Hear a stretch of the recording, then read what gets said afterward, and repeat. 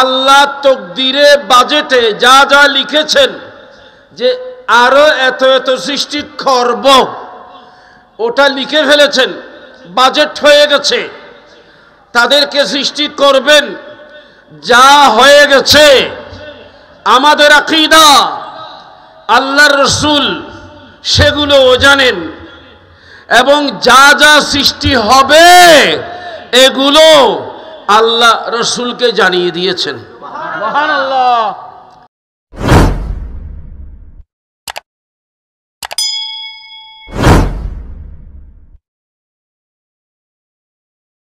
আল্লাহর হাবিব বলেছেন, আল্লাহু ফি আউনিল আবদে মা কানাল আবদু ফি আউনি আখিহি। তুমি যতক্ষণ তোমার একজন মুসলমান মুমিন ভাইয়ের সাহায্য করবা, আল্লাহ ততক্ষণ তোমাকে সাহায্য করবেন। সুবহানাল্লাহ। বলেন, আমাকে সাহায্য করার ক্ষমতা যদি মালিক না দিতেন, তুই এই অর্ডারটা কেমনে দেবেন? অর্ডার কেমনে দেবেন আমাকে সাহায্য কর? ও কথা মাথায় ধরেন না, না তাইলে আয় আর ভাই ওর সাহায্য গরিবের মতো ক্ষমতা আর মালিকের দিয়ে না দে দিয়ে। আচ্ছা বা ইনি আটকে গেছেন, ৫,০০০ টাকা লাগবে, আমার কাছে ২,০০০ টাকা আছে, হ্যাঁ,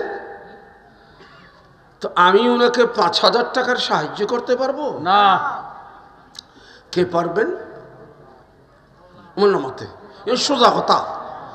যার পকেটত কি আছে, ৫,০০০ আছে, ইবে তুল জেদুল্লাহর এর দূর আছে নয়, আর তুন বেশি আছে। প্রত্যেকের ক্যাপাসিটি এক নয়, ঠিক। আল্লাহ রাব্বুল আলামিন সবাইকে সমান দেন নাই। তাহলে কি বুঝলাম? যার ক্যাপাসিটি যত, উনি উনার সাধ্য মতো সাহায্য করবেন। তো আমরা সুন্নিদের আকীদা হলো সবচেয়ে বেশি বিপদগ্রস্ত মানুষকে সাহায্য করতে পারেন আমাদের প্রিয় নবী। সুবহানাল্লাহ। মানেন কিনা? মানে।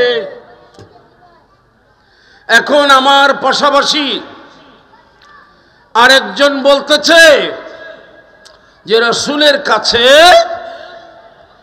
এই ধরনের কারো লাভ করার কিংবা ক্ষতি করার ক্ষমতা নাই। আউযুবিল্লাহ। আমি বলেছি কোরআন থেকে, কিন্তু সেই ব্যক্তি বলেছে ৩১ পারা থেকে। কোরআন কয় পারা? ৩০ পারা। ওরা ৩০ পারায় এটা পাবে না। লক্ষ্য রাখবেন, কোরআনে কারীম আমাকে বলছে, আল্লাহ রাব্বুল আলামিন আমার নবীকে এই পর্যন্ত যত সৃষ্টি করেছেন সেগুলার জ্ঞানও দিয়েছেন, এবং আল্লাহ তকদিরে বাজেটে যা যা লিখেছেন যে আরো এত এত সৃষ্টি করব, ওটা লিখে ফেলেছেন, বাজেট হয়ে গেছে। তাদেরকে সৃষ্টি করবেন, যা হয়ে গেছে। আমাদের আকীদা, আল্লাহর রাসূল সেগুলোও জানেন, এবং যা যা সৃষ্টি হবে এগুলো আল্লাহ রাসূলকে জানিয়ে দিয়েছেন। সুবহানাল্লাহ।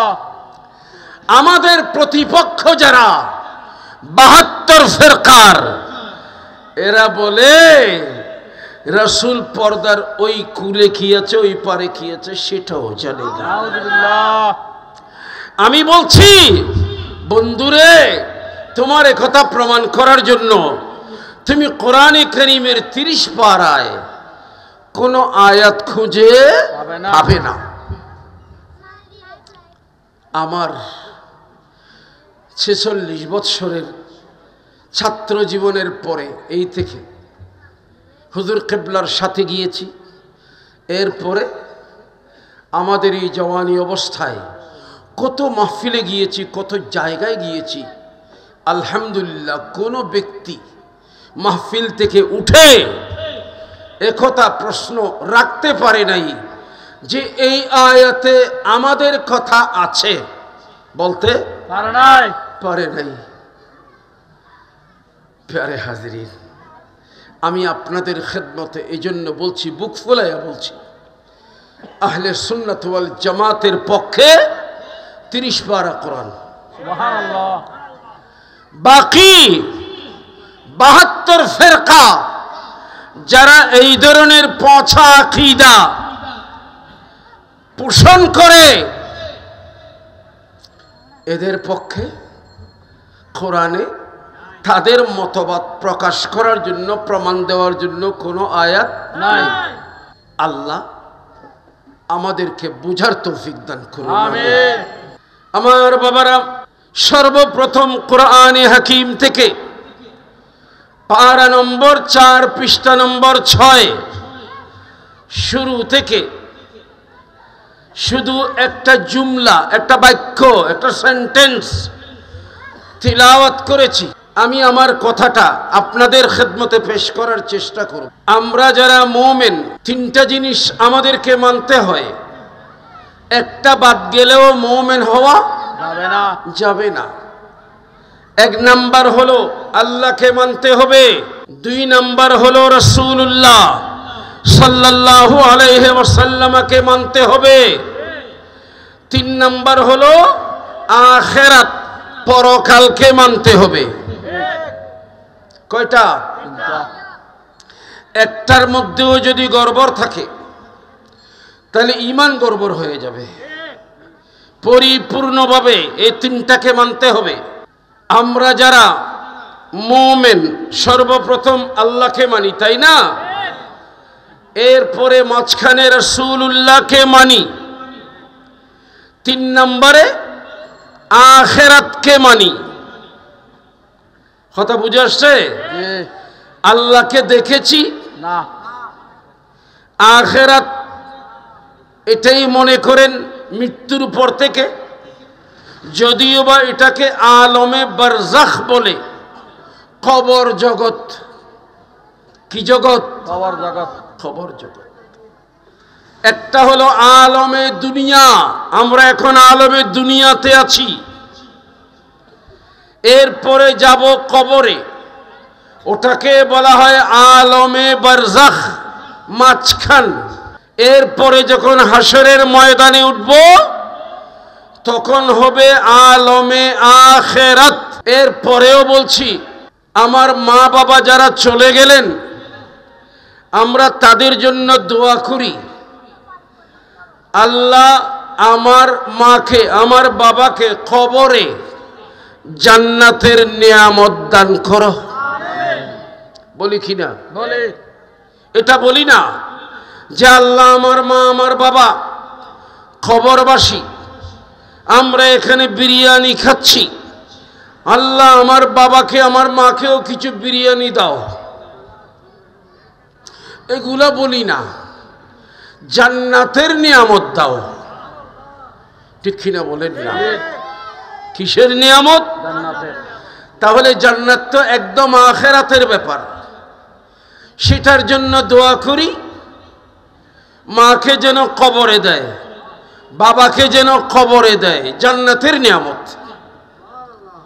তো প্যারে হাজরিন, এটাই বলতে পারেন যে কবর থেকে আখিরাত শুরু। তাহলে আমি বলবো, আমরা 3টা জিনিস মানি, আল্লাহকে, রাসূলকে, না আমরা তো আল্লাহকেও দেখি নাই, কবরের অবস্থাও দেখি নাই, ঠিক কিনা?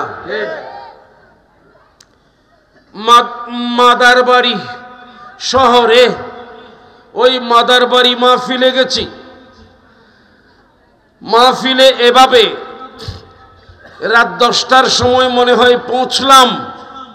একজন মাওলানা ওয়াজ করছেন, আমাকে বললেন, হুজুর চলেন খানাফিনা খান। খাওয়ার জন্য আমাকে নিয়ে গেল 5 তলায়। ওখানে দেখলাম টিভি চলতেছে। প্রথমে টেলিভিশনের দিকে দেখি নাই, হুজুরে কে ও টিভি স্যার এন হইলি আমা ঠার করে দেখলাম ওখানে যে হুজুর মাহফিলে স্টেজে ওয়াজ করছেন উনাকে দেখা যাচ্ছে। বললাম কি ব্যাপার? হুজুর ওখানে যেই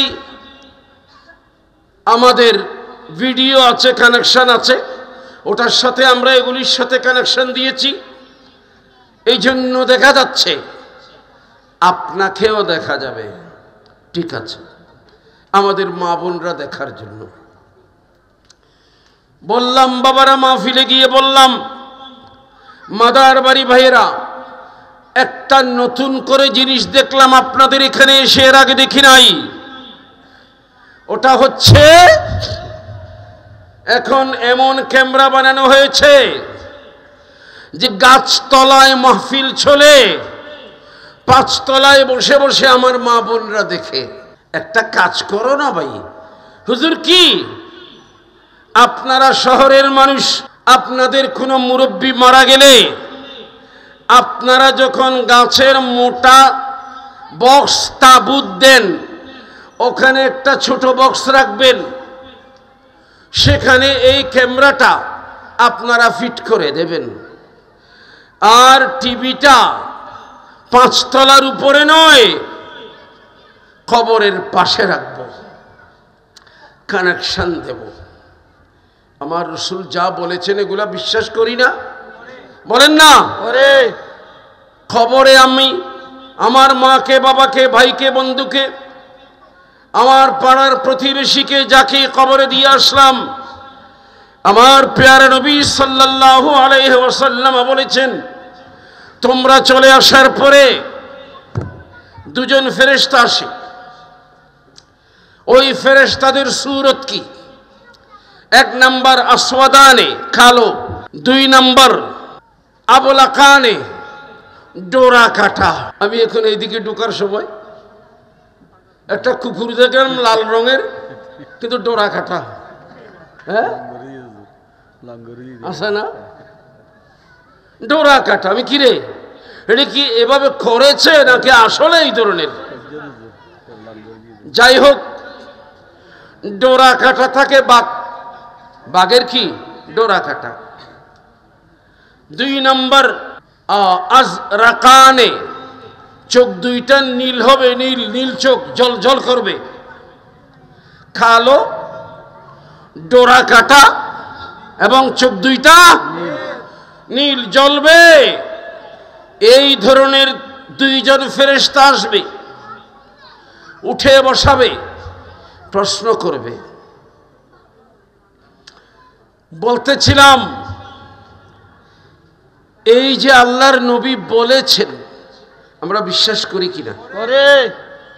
না করলে ঈমান থাকবে? আচ্ছা, বললাম ভাই রাসূল যা বলেছেন শতভাগ সত্য, তো সেখানে একটা ক্যামেরা ফিট করেন, আর টিভি সেটটা কবরের পারেই রাখবো, আমরা সবাই দেখব, ফেরেশতাকে দেখে ফেলবো। কেমন করে? হুজুর এগুলা দেখা যাবে না। কেন? তো দেখা গেলে তো এতদিনে মানুষ চাইতো। ও, তাহলে দেখা যাবে না? জি না। আমার বাবারা, আমি বললাম ভাইরা, বিজ্ঞানীদের বানানো একটা ক্যামেরা, সেটা গাছতলা থেকে 5 তলায় নয়, এখান থেকে 5 মাইল দূরেও চলে যাবে। ঠিক কিনা বলেন না? যদি ইথারের মাধ্যমে হয়, পৃথিবীর পশ্চিম প্রান্ত হোক আর পূর্ব প্রান্ত হোক, টেলিভিশন আমার ঘরের কোনায় রাখলেও সেখানে দেখা যাবে। এখন আপনার কানেকশনটা খবর দেশ থেকে মাটির উপরে, কেন দেখা যাবে না? হুজুর দেখা যাবে না। ঠিক আছে, 2 জগৎ, জগৎ কয়টা? আমার বাংলাদেশ থেকে আটলান্টিকের ওই পারে আমেরিকা বলেন, আর প্রশান্ত মহাসাগরের ওই পারে, সেখানে জাপান বলেন, অস্ট্রেলিয়া বলেন, সবই এই জগতে। ঠিক। কিন্তু খবরটা আরেক জগতে, বলেন না? জগতে খবর এটা এই জগৎ নয়, মনে রাখবেন।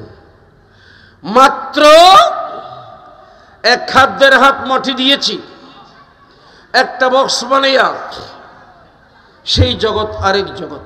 उसका नाम है आलमे बरज़ख, কবরের জগৎ।